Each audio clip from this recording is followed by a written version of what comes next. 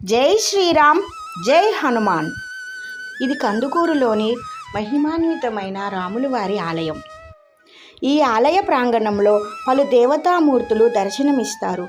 ముఖ్యంగా ఈ విశ్వరూప దర్శనం ఎంత అద్భుతంగా మలిచారో చూడండి. అలాగే అష్టలక్ష్మి అవతారమూర్తులను కూడా మలిచారు. ఈ గుడి ప్రాంగణంలో ఉప ఆలయాలుగా లక్ష్మీదేవి అమ్మవారు, సరస్వతీదేవి అమ్మవార్లు కూడా కొలువై ఉన్నారు.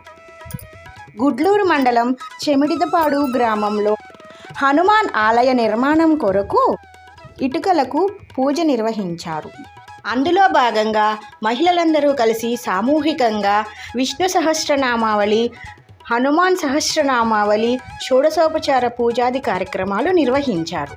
ఈ కార్యక్రమంలో అన్ని వయసుల వారు ఎంతో ఉత్సాహంగా పాల్గొన్నారు.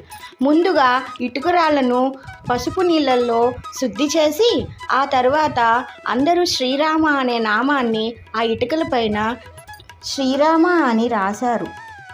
శ్రీరామ రామ రామేతి రమే రామే మనోరమే సహస్రనామ తత్తుల్యం రామనామ వరాననే.